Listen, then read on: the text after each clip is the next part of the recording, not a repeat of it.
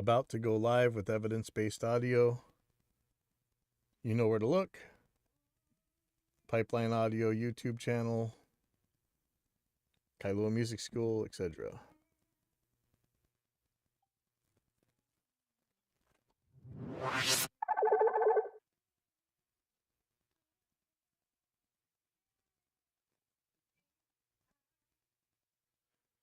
Hey, welcome to evidence-based audio. It's number 217.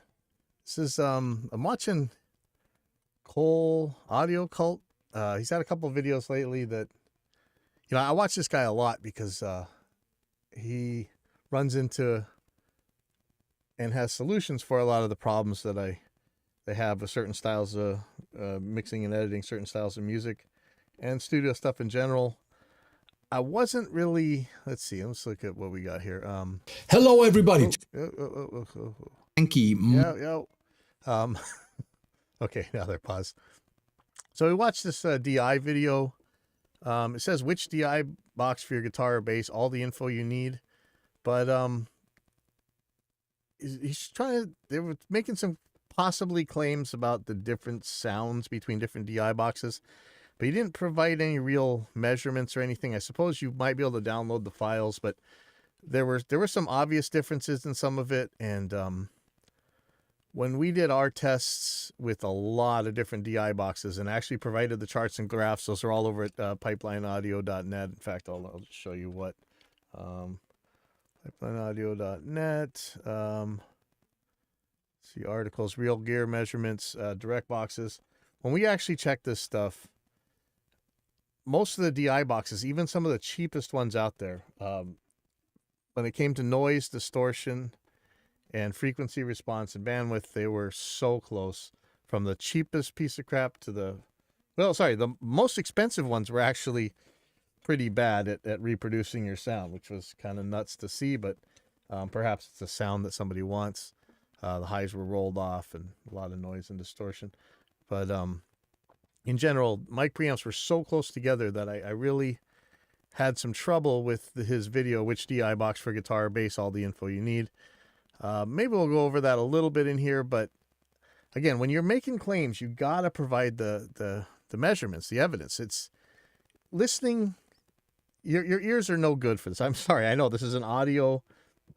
We're talking about audio. We're talking about hearing, but when it comes to actually comparing sources, your ears are pretty bad. And I don't know that I ever have to show it again, but if you ever seen a video on the McGurk effect, here you go. Let me just play a little bit of this. Effect. Ba. Take another Ba. look. Ba. Concentrate first on the right of the screen. Ba. Now to the left of the screen. Ba. The illusion occurs because what you are seeing clashes with what you are hearing. Ba. In the illusion, what we see overrides what we hear. So the mouth movements we see as we look at a face can actually influence. So our ears are, when we're trying to be technical about this stuff, our ears are garbage for comparing things. So just listening to some examples, but in the case of the DI box, it seemed like some of the examples were extremely different in the first place before they really hit the DI box, or perhaps how the gain was staged on the DI box. I don't know. But you got to provide the measurements. So let's take a look at this. This is the one that we always talk about as mic preamps. People believe that different mic preamps have like these magical capabilities, but in general, as we've shown in the same kind of tests, they are so close to each other. Any decent mic preamp. There's some cheating going on. Some devices do have a little bit of a cheat there, but let's see. We had one of these pictures. We're showing a bunch of different converters here and mic preamps, and they are nearly all ruler flat. And notice the AMEC 9098, which is a high dollar mic preamp. They just boosted the EQ at the very high end. I mean, you can do that with your equalizer and your DAW anyway. But for the most part, everything is pretty damn flat. They're all flat to within a decibel, plus or minus. And that is so ridiculously flat. Don't tell me you're going to hear that in the mic preamp. Now, distortion and noise, there was some noise differences. They weren't huge, sadly. But there were some noise differences between some of the more expensive ones and some of the quieter ones. Again, you don't always get the quietest, lowest noise from the most expensive device. So when you always hear that saying when people say you get what you pay for, it's just not true. So anyway, let's go on, watch what he's talking about, these mic preamps. So he says, today's German producer Christian Kohle aborted Powerwolf, Electric Callboy, Tom, Van Canto, Emil Bulls. Compare 3 great sounding mic preamps on vocals, from affordable to expensive, from clean sounding to highly colored sounding. All right. We talk about colored all the time. What do people mean by colored? Distorted, or do they mean that it's not getting the EQ right? To me, a good mic preamp is just flat. It's not gonna add or take away from the sound that you're capturing from the microphone that you've got. And what does it mean, good sounding? So we're already off to kind of some weasel words. I don't know if we want to say it that way. Christian Cole's been a friend of AIX DSP for a while, I think, and it's not making an enemy here. I just would like to see more concrete terms, but let's see what we got here. Let's talk about microphone preamplifiers. Today I want to do a mic pre shootout, unlike any mic pre shootout you've seen before.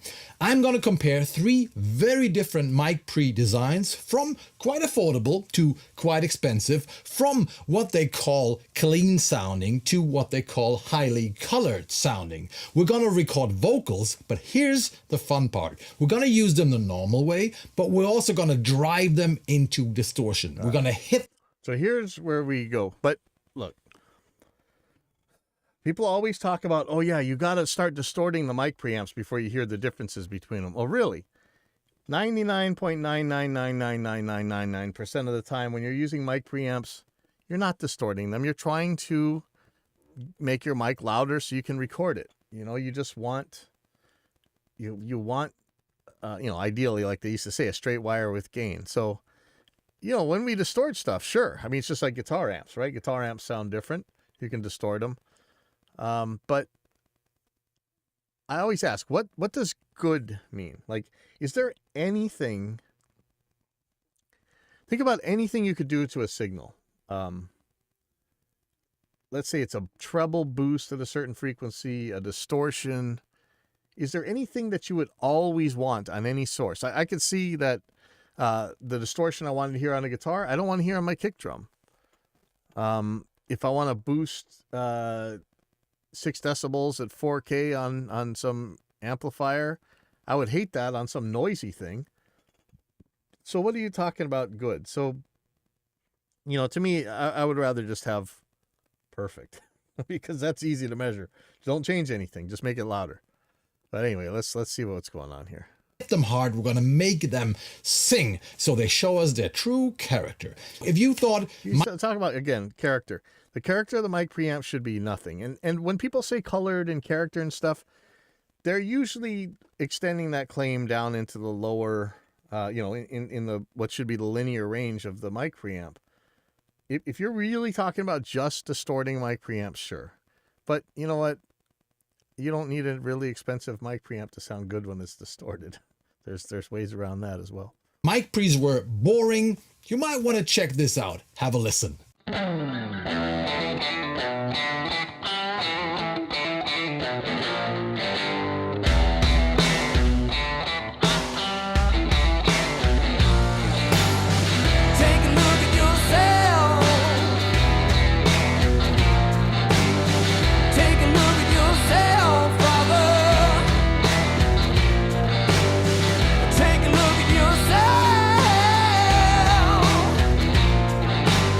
To me, that sounds awful, distorting the vocals like that. But I'd probably rather do it with the plug-in than with committing it to tape where you can't get it back.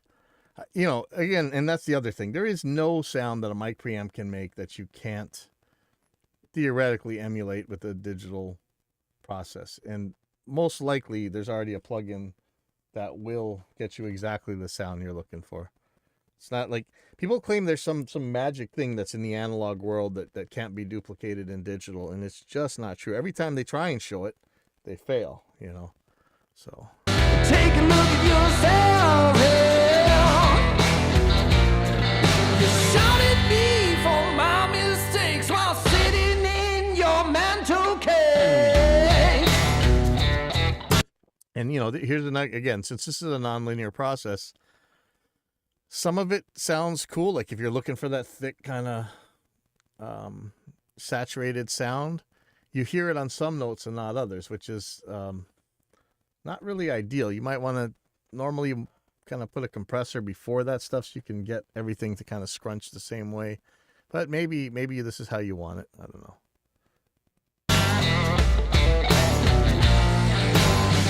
When I was young, I didn't want to fly. I just walked like the other guys. I had to learn nothing comes for free. I fell a lot onto my bloody knees. Take a look at yourself. Take a look at yourself, brother. Take a look at yourself. Take a look at yourself, yeah. You shouted me for my mistakes while sitting in your mental cage.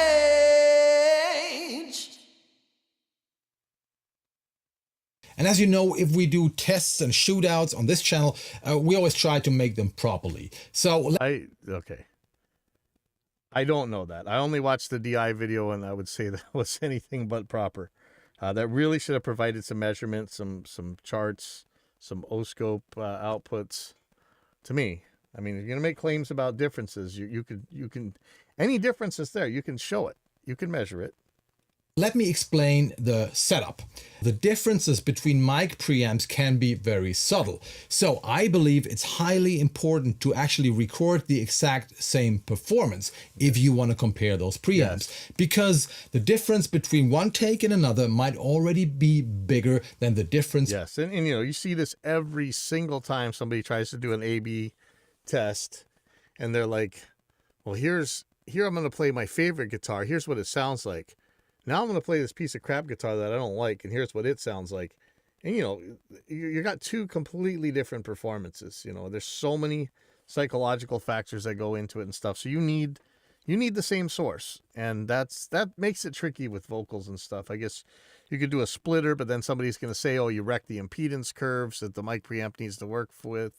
You could record a piano, but you say, well, that's a piano, that's not a voice. You know, so it's tricky Between the preamps. So today we are using a mic splitter from ADT, Atelier der Tonkunst, very transparent sounding mic splitter. So see with the splitter, like I said, somebody's going to say, you know, you changed the impedance, the splitter made all the difference. But here's my thing. If the differences are so subtle that something like a splitter makes it impossible to hear the differences anymore, the difference doesn't matter. Even if you could measure it, which I'm almost positive, well, most of the time, never mind, almost positive, most of the time you can't measure it because they're the same. Anyway, let me get back to this. So we're going to record the same performance with 3 different mic preamps. And that way we can make sure we're actually comparing apples to apples. This is good. And like I told you, I want to test those preamps with different settings. So I want to go from clean to really, really dirty. I'm going to hit them really hard, believe me. I'm going to fully crank those preamps without distorting my converters.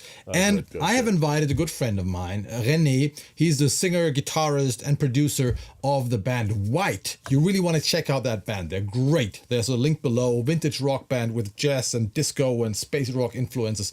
Check them out. They're great. You just heard him. And he spontaneously came up with a riff and a song, and we recorded that. And I made him record the song, made him perform a few times. And we were going from clean to more and more distorted. Lots of fun, right? The microphone we were using is a Austrian Audio OC818. This is the smaller brother. Actually, my favorite vocal mic at the moment. You can just throw it at anything. Actually, one of my desert island microphones, because it just sounds great as drum overheads, great on a guitar cab, great as a vocal mic. Highly recommended. Links to all the gear below as usual. So we were going from that microphone into the ADT mic splitter, another link below, into the 3 preamps. And now it's time to introduce our 3 contenders. Let's see this mic real quick. People have been talking a lot about this Austrian audio stuff lately. Check it out.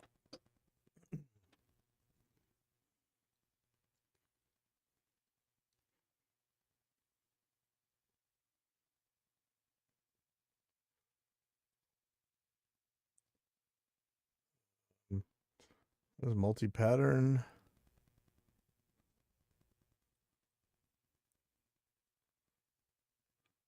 Pads. High pass filter looks like. This looks cool.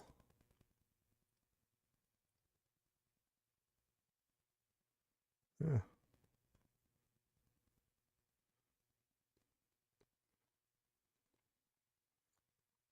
C12 style capsule. So it's kind of a 414-ish kind of thing. Okay, cool. The first one is this. It is the Audient ID24. And you might say, hey, why is he showing us like an affordable interface, USB interface or something? Well, there's something you might... Because it's got a mic preamp on it, and that mic preamp tests as good as any other of these mic preamps. That's why. I mean, it's sad that that's even a question. And I wonder, you know, I mean, how much of that is actually a question from the marketing guys versus the question from the actual consumers? If you don't go to an audio forum and get your head filled with all this garbage about, you know, wine tasting, Stradivarius snobbery stuff where you got to buy this $5,000 mic preamp, you probably say, hey, this thing is a mic preamp. What's the difference? I was going to use this. It costs less and it does the same job. Might do a better job.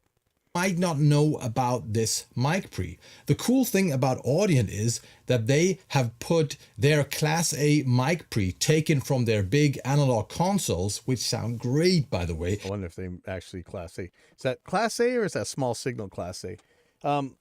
Again, if you want to get into microphone classes, again, we have mic preamp classes or amplifier classes. We talked about this before. I used to make a big part of my religion that I used to be part of. And the reason I do this show, we believe that you could only use Class A mic preamps. But really, under ABX testing, people can't tell the difference. So, there you go. Into the entire ID range. So if you buy any of the ID interfaces, smaller or bigger one, you get exactly the same mic pre like you get in the bigger Audient consoles. And that mic pre sounds great. I've just worked on their biggest console in London a few months ago and made a great sounding drum recording. So this is a highly recommended mic pre, especially if you don't have the money to afford. No. Not especially if you don't have the money. If you can't make a good sounding album on these mic preamps or the Focusrite ones or even the Behringer ones, as much as you guys hate to say it, you suck.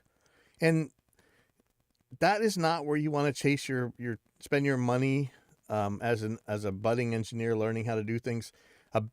A better, in quotes, mic preamp or a more expensive mic preamp is not going to make you better sounding recordings if you're having problems getting those recordings from your Focusrite or whatever you own, your PreSonus. Doesn't matter. Spend the extra money. You're not going to get anything out of it. I'll stand by that. I know that's blasphemy, but you're not going to get anything out of it. Go spend all the money in the world. The only thing you could get out of it is psychological. You might feel better that you're using this more expensive mic preamp. It's a placebo.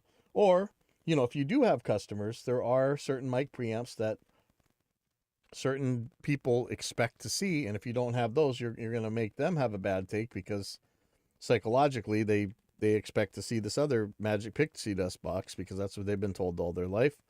And so all the science in the world's not going to help them. You know, we still got flat earthers out there as well. So in that case, it's worth spending The money maybe, but again, you're never going to get better sounding mic preamps, whatever that means. You're just going to get placebo effect for your clients or you possibly. For something super fancy, this really gets the job done and sounds great. It is known to be on the clean side. That's what people say. Audient preamps sound clean. They all sound clean. So this, again, everybody talks about this stuff, and yet when you actually test them, and we've shown it a million times in this channel, especially the SOS mic preamp shootout.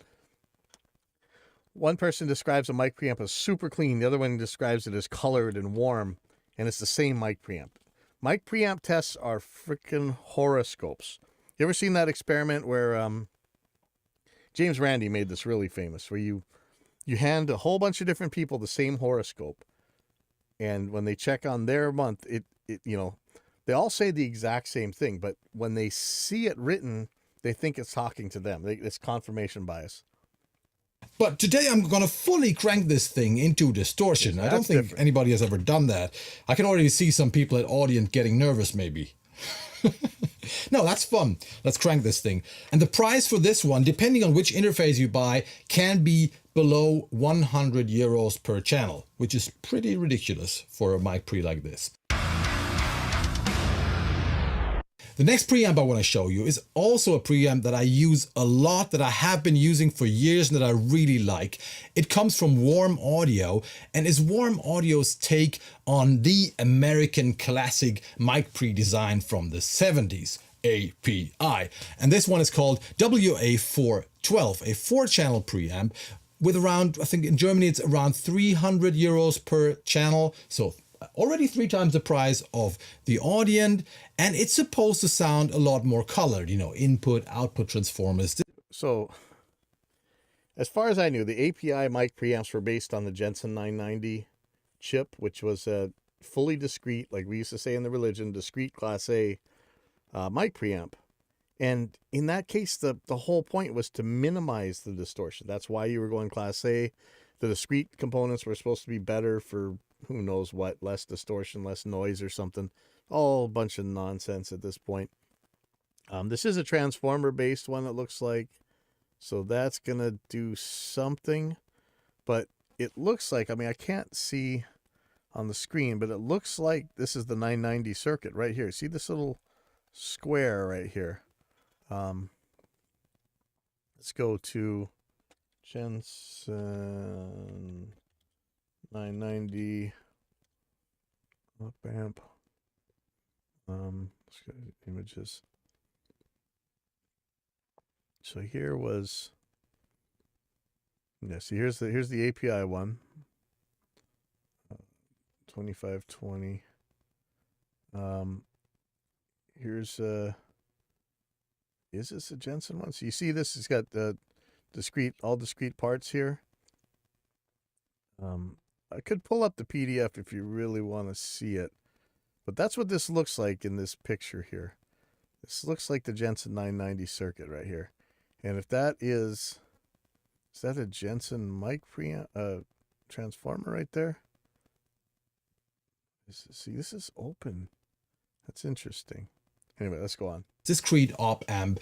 The input impedance is quite a bit lower compared to the Audient. So this is supposed to have a little more of a sound, especially if you hit it hard. But the whole claim making that chip was that it didn't have a sound. That was the whole point of it. So you see the same products being described by drastically different language. What I like about Warm Audio, I gotta say that, is they make great products that sound great, that feel great. This has been here for years. We have several Warm Audio devices here in our studio. It's kind of affordable, but they use high quality components. And I'm actually using the Warm Audio WA412 more because I also have 8 channels of real API preamps, but I'm actually using the Warm Audio a lot more. It sounds super close. That's one thing. And the other thing is it has an output trim, which makes it a lot easier to drive that thing, especially for today's tests. I think the newer API 4-channel preamps also have that. I have the old ones, they can't do that, and I need an analog pad and stuff. So mostly So when he says that it sounds pretty close, I don't know that I believe that he's actually cataloged any differences from these. Has he? Maybe he has. But maybe he just kind of used it on one session for one of them, and then he used the other one for the other one, and he couldn't really tell the difference. Because you know what? How many times do we find that these alleged experts, I'm not calling him an alleged expert, but like the wine tasters is a classic example. They can't even tell the difference between basic types of wine. They make all this talk about this stuff, and yet they can't tell the difference. So I don't know. You know, this is why I say provide the measurements or don't make these claims. If you're going to make the claims, you got to bring the evidence. I just go for the warm audio. I like it to distort my room mics, and I like that tone switch on guitar sometimes if you use dynamic mics. It's a cool preamp. But again, €300 per channel compared to €100, already a little more money. Let's move on. So now we have a clean sounding Class A preamp, quite affordable. Then we have something that is a little more expensive and supposed to be a little more colored sounding. So now I was looking for something super dirty, for the most dirty preamp out there. I was actually looking for a preamp called the Gas Cooker, but they don't make it anymore. So I was like, what am I gonna get? And then at NAMM 23, Warm Audio released this thing called the WA-MPX. And I was like, this is what I want, because it is based on the tube amp of an Ampex tape machine. It has 3 tubes, it has Cinemac transformers, it's intended to be driven hard, it's intended to... Okay, now, when Ampex made that machine, they didn't want a machine that distorted. The reason they made this stuff was they wanted the best possible, cleanest thing to record. You know, tape had a lot of limitations. And at the time, the technology was tubes. And so a lot of times when you talk to these, mic preamp designers, they don't want people, well, back in the day, they didn't want people to say, hey, this mic preamp changes the sound of the microphone. No, they wanted it to be accurate, or they wanted it to, have this clean signal that didn't distort and didn't make noise. And they're just claims. This is, again, sorry, I know this is hard to sit through all my pontificating, but go dirty. That's the whole point here, right? It has an inbuilt tape saturation, even inbuilt filters. So this design is supposed to go dirty, which means perfect. So we cover the entire range from clean to dirty. Now this mic preamp might be meant to distort, and they actually did some cool things to let you do that, but again, the original circuits back in the day, they were meant to be the best circuits you could get at the time, because there were so many limitations with noise and tape, and tape saturation wasn't necessarily a thing we wanted. I think people started really talking about that at the beginning of the digital age, when a lot of these myths came out. Dirty.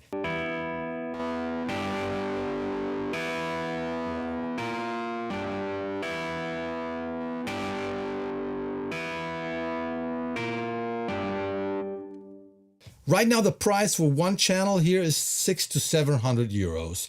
So once again, quite a lot more money, but then again, it also has a lot more features than the others. So time to get dirty. Let's start recording. So here we are in Cubase, and as I've told you, you see here, we've recorded several takes of the same song, and we're going from something like this to something like this.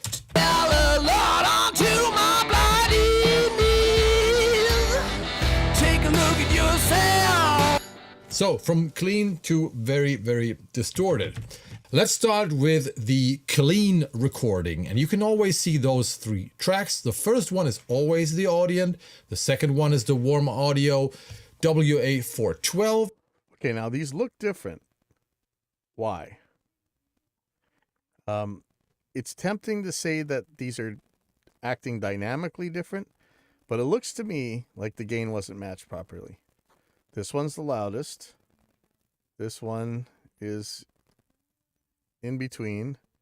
This one's the quietest. So the Audient was the quietest. So right off the bat, if we do a clean test here, most people are going to say that the Audient sounds the worst just because it's the quietest. The Warm 412 is going to probably sound the best to most people because it's the loudest. However, if you get to see what's what, I have a feeling the warm tube is going to sound the best to a lot of people because it uses the word tube. I'm not sure how he's going to handle this, but that's my prediction how most people would perceive this difference. These should be pretty much exactly the same. If you went and hopefully he's going to do this, but if you go and actually level match these, then try and flip the polarity on them and null them, they're going to null pretty close. If he doesn't do this, then honestly, shame on this video. Like this, to me, the DI one was pretty bad, but if you don't do a null test here, that would be very bad. Let's see what happens. And the third one is the warm audio tube preamp, the WA-MP-X that you can see right here. And I will be unmuting those tracks. You can see that here. And sometimes I will just solo them like this. And I'm not using any EQ on those tracks. You might want to add some EQ later to tame the highs, especially if you distort vocals. And I'm not using any reverb right now, which sounds a little weird. But, you know, we just want to compare the preamps. That's why.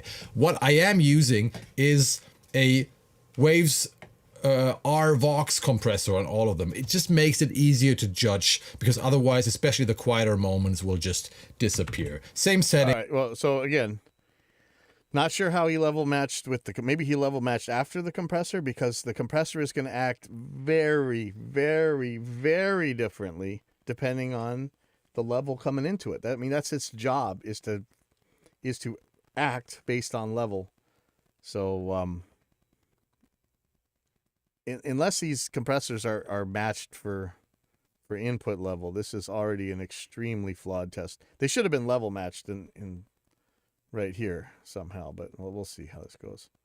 Settings on all three tracks. Let's go. Take a look at yourself. Take a look at yourself, brother. Take a look at yourself. Take a look at yourself, yeah. You shouted me for my mistakes while sitting in your mantle cage. All right, I gotta say they all sound pretty close to each other in this setting. Let's just loop one of his lines here and have a listen. Take a look at yourself. Okay, so good. This is eliminating variables, right? So now at least we're hearing the exact same source take, you know, the original part, even though these aren't volume matched. But Take a look at yourself. Take a look at yourself. Take a look at yourself. There is a difference, but it is very, very subtle. And yes, what's the difference? I can tell you the difference right now. It's volume. There might be some high-end difference, but that would just mean that the other ones are probably missing it. I doubt the audience really adding any. It could be. you can actually hear it a little better if we go to this one over here. I want you to focus on the transients and on the high. I know this is terrible for me to say, but I can't believe people are using Cubase for mixing audio, like recording bands, like real bands. This is so crazy. The routing is so bad. It blows my mind that people still use this thing. High frequency details.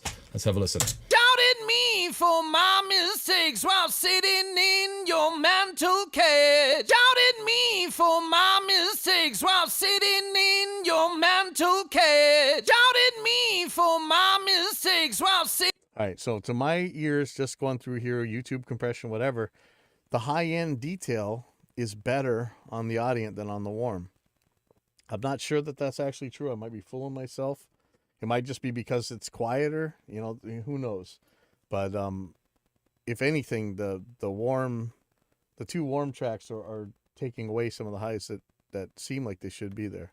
Sitting in your mantle. Also, there's something happening right here on this Warm. Some kind of noise here. Listen to this. Doubted me for my mistakes while sitting in your it's on all the mantle three. cage. You hear that? What is that? That's like a little wheeze. You'll hear it on the Warm. Doubted me for my mistakes while sitting in. Right there. And I've been switching between the Audient and the Warm Audio 2 preamp. And I feel like the Audient sounds a little more extended in the high end, and it feels like the audience has faster transients, which makes things sound a little more open and a little... People talk about transient response all the time when it comes to mic preamps and converters and stuff. Whether or not that can actually make any difference to the recorded sound, it's hard to say for me. I need to look more into it, but it seems like at the speed we're capturing stuff, it either works or it doesn't. Like, what would be the effect of a slow transient response? A little more fast and in your face, which I guess is just more accurate. Whereas, That's why I say, if anything, this cheapest mic preamp is going to be the best out of all three of these. the tube amp from Warm Audio seems to round off the transients. Yeah, you lose highs. You paid more money to lose some highs. So that's really, to me, that's what it comes down to. You paid more money, you got an inferior product. A little bit, slightly, which actually makes it sound really nice. Have another listen. Start with the audience. Doubted me for my mistakes while sitting in your mantle cage. Doubted me for my mistakes while sitting in your mantle cage. So if you have a DAW, no matter which DAW you have, it's almost positive that it comes with this special tool that completely turns your $100 a channel mic preamp, or whatever it is, €100 a channel mic preamp, into a $700 per channel mic preamp. And it's this new effect called an equalizer, or EQ. So if you pull up this effect that nobody's ever heard of called an EQ, you could turn down the highs on your cheaper mic preamp and get the sound of the expensive mic preamp, apparently. So I'm just letting you guys know that you might already have a tool there for your mic preamps that you think are too cheap to use to turn them into expensive ones. Just turn down the highs. There you go. I don't know. So I'm starting to sound cynical. I'm trying not to avoid last episode where I was so mad at these medical scammers, because they do the same thing as the audio scammers, but there's a lot more at stake when it comes to medical scams. I hope you can hear what I mean. So I feel like the audience is actually the more natural representation of what's going on. But yeah, the Warm Audio just sounds, especially in this case, sounds a little nicer maybe, because we have a very aggressive vocal take and it tames things a little bit and makes it sound a little more round and warm. Nevertheless, this is really, really close. I also want to show you the WA412, which is actually closer to the tube amp. Let's switch one more time between the three. Doubted me for my mistakes while sitting in your mantle cage. Doubted me for my mistakes while sitting in your mantle cage. Doubted me for my mistakes while sitting in your mantle cage. There is no difference in quality for me. It's just the Warm Audio preset and make things sound a little more, I don't know, how do you call this? A little warmer. It's Warm Audio. As they say, throw a wet blanket over your guitar. It's a warm blanket. Right? Or it's a warm So guitar, now it depends on what you want. If you want something really accurate, I would actually go for the audience. If you want accurate, buy the cheap mic preamp. If you want it to sound warm, buy the cheap mic preamp and throw your equalizer on it. Don't buy this high-end garbage unless it has a feature that you actually need. If you want something rounder, that's maybe the right word, you go for any of the Warm Audio preamps. All right, let's move on. The next thing I tried was pushing your EQ. Come on, dude. Just tell them the EQ. Now let's hear these nulled. I really want to hear these nulled. each of the three preamps like slightly into distortion. So they create some harmonics, to find a sweet spot for each of them. Let's have a listen. Take a look at yourself. Take a look at yourself, brother. Take a look at yourself. Take a look at yourself, yeah. And one thing that was surprising was that you can actually distort all those three preamps in a pretty nice way. I wasn't expecting that. Let's just go to the same line like before. Do we even say anything? Of course you can. It depends. Does the audience actually have a some kind of trim? So the which is it? Audience ID 24. Let's take a look at that one. Audience ID 24. Is there actually a gain trim on here? Sometimes the manufacturer's pages are actually pretty hard to read. Okay. No. Wait, so he's got a gain control. How does he know he's not overloading the converters? I don't think he can, because that was the claim at the beginning, right? He said he wasn't going to overload the converters. I'm pretty sure he's clipping someplace. It could be the converters. Is there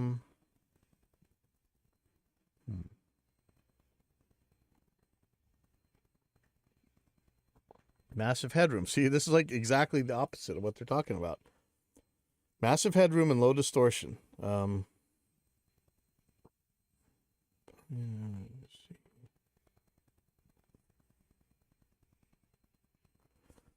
Yeah, I don't see a way to trim the audio down before the converters. You know, it's funny because everybody says, oh, yeah, you can clip a mic preamp, but never clip the converters. It's going to sound horrible. I'm pretty sure he's clipping the converters here. Then after that, take the highs down. You know, if you are clipping the converters, you know, you're risking the aliasing problems, but not necessarily. And let's have a listen.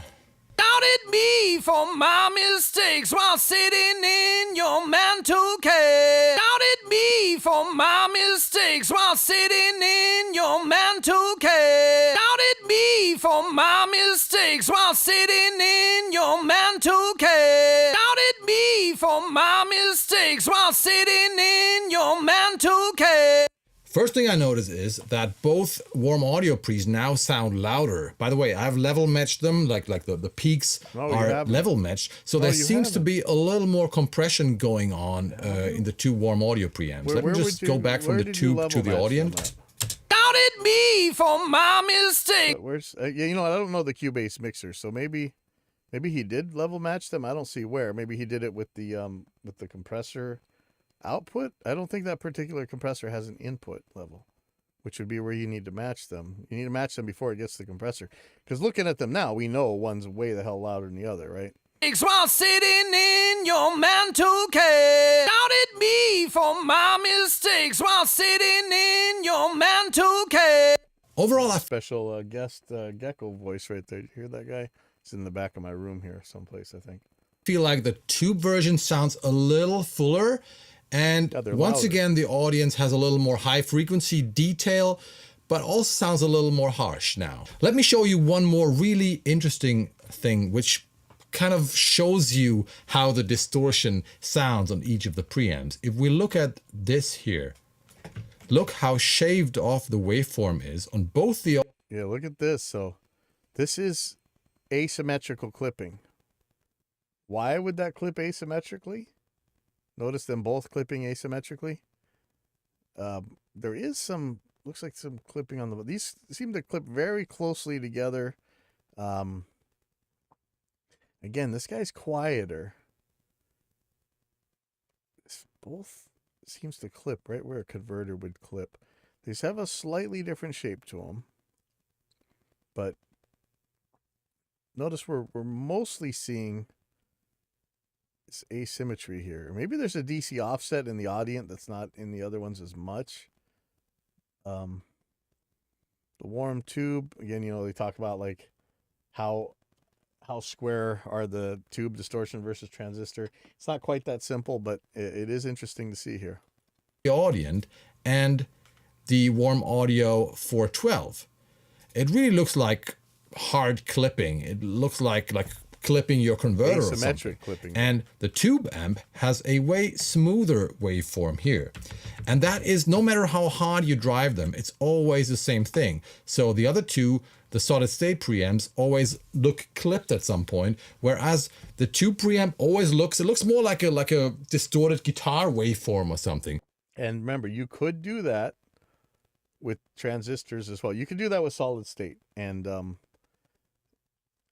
think we're kind of comparing apples and oranges by where and how these things are clipping. Which just shows me it goes into distortion more smoothly. And that brings us to take number 3, where we went a little further one more time. And I can tell you, it was much easier to dial in a usable amount of distortion and slowly dial that in on this one here compared to any of the other 2 preamps. Let me just explain one thing. In case you have asked yourself, how can I drive the Audient preamp that hard? And the trick was this: the Audient, because it's an interface, it's not a standalone preamp. So I was going with the mic, of course, into the mic pre, and then Audient has a balanced insert. By the way, that is so cool. Thank you, Audient, for adding a balanced insert. That is just such a professional feature for a small interface like this. So because at some point, if you push the preamp, you're going to clip the converter. Okay, this is awesome. He's actually talking about a point that I brought up earlier. I was saying, you're definitely clipping the converters on this thing because there's no way to turn it down. So maybe he threw something in the effects loop or in the insert in order to turn it down. It's inside of this thing. So I used the insert to go into a line input of my interface, which takes up to, I think, more than 30 dB plus 30 dB. So I could really crank.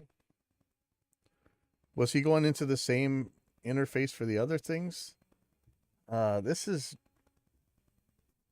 really changing it without clipping my converters. But then again, on both the Audient and the Warm Audio 412, it was much more difficult to find a sweet spot because they both suddenly went from clean into distortion. Whereas the tube amp that's what their circuits are meant to be clean all the way up until you aren't clean anymore. They're not made to distort. They're made to give you as much headroom as you can possibly get. Because again, we had the limitations of tape recording back in the day. This other thing is purposely distorted to have like soft clipping and purposely designed to have soft clipping and other kinds of distortion, it looks like. So yeah, it's going to be a much different circuit. Very smooth transition from clean to distorted. I'm going to show you later. And you can hear that in the next take. Let's use our usual line and switch between the different preamps. So you can see there's not much change on the Audient. Doubted me for my mistakes while sitting in your mantle cave. And the 412. Doubted me for my mistakes while sitting in your mantle cave. Whereas the tube amp, you can already see that. Doubted me for my mistakes while sitting in your mantle cave. Doubted me Has a way more audible but very smooth sounding distortion. for my mistakes while sitting in your mantle cave. Doubted me for my Doubted me for my mistakes while sitting in your mantle cave. And once again, look at the waveform here. Even if the tube version sounds way more distorted, it looks a lot more natural than the other two. You can just tell that the other two are not intended for that kind of tone maybe. But let's go totally crazy. On the last take, I was fully cranking all 3 preamps. So that is maximum distortion coming from the preamp. Again, without clipping your converters. And you can see that right here. They all look like sausages now. Look at this. So let's see, Audient. Doubted me for my mistakes while sitting in your mantle cave. Doubted me for Has anyone ever abused an Audient preamp to do that? I'm not sure. Doubted me for my mistakes. But I'm quite excited because it still sounds cool. By the way, for a sound like this, you really need to tame the higher frequencies. Yeah. So you need an EQ in there, like I showed. You got a this thing, almost guaranteed this thing comes free with your DAW, an equalizer. There's tons of free ones out there too. Yeah, Melda has some free ones. There's a bunch of free EQs out there that you can grab. And of course we make special ones over to AIX DSP, but guaranteed there's free EQs you'd be perfectly good with, and they will do what you need to do.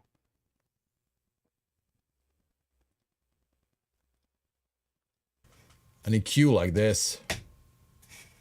While sitting in your mantle cave, shouted me for my mistakes while sitting in your mantle cage. So let's compare this with and without the EQ. Okay, where are we here? Audience? Shouted me for my mistakes while sitting in your mantle cage. Shouted me for my mistakes while sitting in your mantle cage. Shouted me for my mistakes Yeah, the audience sounds a little more nasty in the upper mids compared to the 412. while sitting in your mantle cage. Shouted me It also rounds up the highs nicely. for my mistakes while sitting in your mantle cage. Full tube distortion. Shouted me for my mistakes while sitting in your mantle cage. Shouted me for my mistakes while sitting in your mantle cage. There's way more distortion compared to the... It's interesting that, you know, when you look at the waveform, the tube one looks more dynamic. It looks like it hasn't been messed with as much, but it does sound more distorted to me than the other two. Interesting. But, you know, you can do that with the guitar amps too, right? You can end up having a pretty blobby looking waveform, but be completely distorted like crazy. The other ones. The other ones just can't distort that much. Let's compare again with the filter on. Shouted me for my mistakes while sitting in your mantle cage. Shouted me for my mistakes while sitting in your mantle cage. Shouted me for my mistakes while sitting Now, a null test would tell you exactly what frequency you need to turn down to get it more like the warm. in your mantle cage. It gets closer, you see, so they can all be used for that kind of stuff. I just feel like the tube, the MPX from Warm Audio has the most complex distortion. It just sounds a little more sophisticated and a little less nasty. Sometimes you can also hear that, especially in the low end, that sometimes, even the singer was complaining about that with the other two, the 412 and the Audient, you get those burp, burp, weird distortion in the low end, like Take a look at yourself. yeah. That happens a lot less with the tube design. You can just tell it's designed to be abused like that. 3 great preamps, Audient being the most transparent. So if that's what you want, I mean, you should just get the Audient, that's fine. Or if you don't want an interface, you get one of Audient's multi-channel preamps. I think they have an 8-channel version of that one, and save the money. The 412 already has a little more mojo, has a smoother top end. I think it's just missing treble. It's not, I don't know about the mojo, but yeah, like somebody said at Save Space, mojo is just noise with better press release or better PR marketing. Has a big low end, sounds really nice, and takes the distortion a little better. And the tube thing, which I will show you in a minute, is a totally different beast and can do a lot more, is a real tone machine. I mean, I used to use tube mic preamps as guitar preamps. And we would actually record stuff and throw an impulse on after it. This is way before all the impulse craze was going. And that's how we get some guitar tones. So to say. And that's what we're going to do now. The really cool thing about this preamp is that it has 3 switchable inputs. So it has a mic input, it has a line input, and it has an instrument input. That means you can not only plug in a mic and record like we did with this. You know, we used to have that Manly Vox box, and that was awesome to use for this as well, you know. You could distort the hell out of stuff, and that was like my favorite bass plugin, preamp, you know. You do really cool stuff with it. Thing. You can also send your pre-recorded tracks through the balanced line-in into the unit and distort them later. And you can even reamp something or plug in a guitar and use the distortion there. Really, really cool. That's what we're going to do now. So now I'm going to take the clean Audient track. Let's go back to our line here. And I will send it through the Warm Audio through the line-in. And I'll show you all the nice features. Doubted me for my mistakes while sitting in your mantle cage. Doubted me for my mistakes while sitting in your mantle cage. Doubted me for my mistakes while sitting in your mantle cage. Doubted me. Look how smoothly you can dial in the distortion. Sitting in your mental cage, doubted me for my mistakes while sitting in your mental cage. And then you have different switches. First one is the tone, which lowers the impedance, which is the most subtle effect and is, I'm pretty sure it's more obvious if you have a dynamic or a ribbon mic. Plug your guitar and see For what my that does. mistakes while sitting in your mental cage. Doubted me for my mistakes while sitting in your mental cage. Doubted me for I feel it thickens and warms up the tone a little bit. your mental cage. Probably just takes Doubted the highs me out for like any my other mistakes confused while mismatch sitting does, right? in A lot more interesting is this one, the tape saturation. Have a listen. while sitting in your mental cage. Doubted me for my mistakes while sitting in. It's not only adding a different kind of distortion than just cranking the gain, it also rounds off the highs. It's hard to hear right now because of all the added harmonics, but I will show you in a minute. Really cool. In your mental cage, doubted me for my mistakes. And all those harmonics lead us to the next function of here, this. which is I the don't 2 want it. kilohertz low pass filter, which is really cool. Oh, Have a wow. listen. Mental cage, doubted me for my mistakes while sitting in your mental cage. Doubted me for my mistakes while sitting in your mental cage. So that's before Doubted the me distortion for circuit, my I think. mistakes. Dear people at Warm Audio, if you want to improve this, please add more frequencies to that filter, because that filter is really, really nice. It's just a little too extreme sometimes. So having something like 2K, 4K, and 6K would be so cool and would make this a lot more versatile. And if you add a lot of distortion, it always makes sense to turn on the high pass filter because you don't really want all that low end going into the distortion. Mental cage, doubted me for my mistakes while sitting in your mental cage. Doubted me for my mistakes while sitting in your mental cage. Doubted me for my mistakes while sitting in your mental cage. Doubted me for my mistakes while sitting in your mental cage. Doubted me for my mistakes. And now have a listen. If I use more distortion, you can hear how the tape saturation adds even more distortion, but also rounds off the highs a little bit. In your mental cage, doubted me for my mistakes while sitting. So you have more mid-range distortion, but less of the very high sizzle. My mistakes while sitting in your mental cage, doubted me. So that means if you are afraid of distorting your vocals during the recording session, or if you want to use a cleaner sounding preamp because you don't know if you want to distort them in the first place or not, like we do now. We record something with the audience and then we distort it later. This is really, really powerful. Take a look at yourself. Take a look at yourself, brother. Take a look at yourself. And this is not only interesting for vocals, because on the playback that you've been hearing all the time, I've actually used this one on pretty much every track. So for example, let's have a listen to the bass. The bass sounds like this.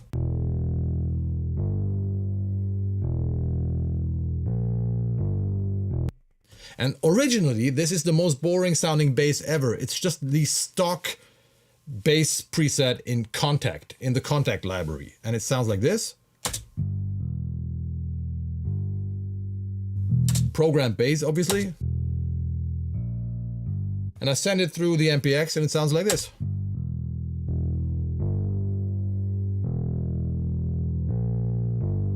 And I gotta say, in the mix, it really sounds cool.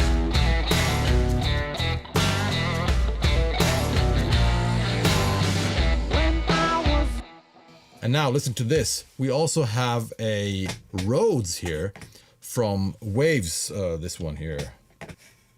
Or some kind of electric piano, this one here. And originally it sounds like this. But I turned it into this. Yeah. Yeah, I would do this with the plugin, but this is, I do. It's cool that you can do this. So bass from 2 And piano.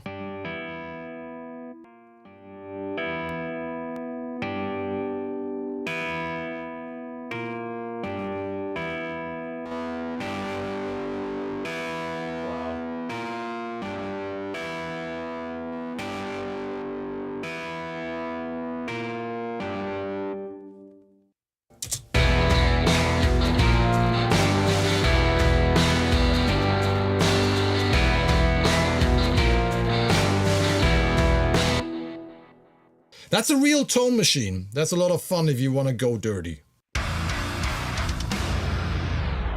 Okay, everybody, I hope this was interesting. Let me sum it up one more time. We've tested 3 preamps, and I think they all have their, oh my God, in German we say Daseinsberechtigung. Their reason to exist? Maybe, yeah. Their reason to exist. All right. I hope you enjoyed this presentation.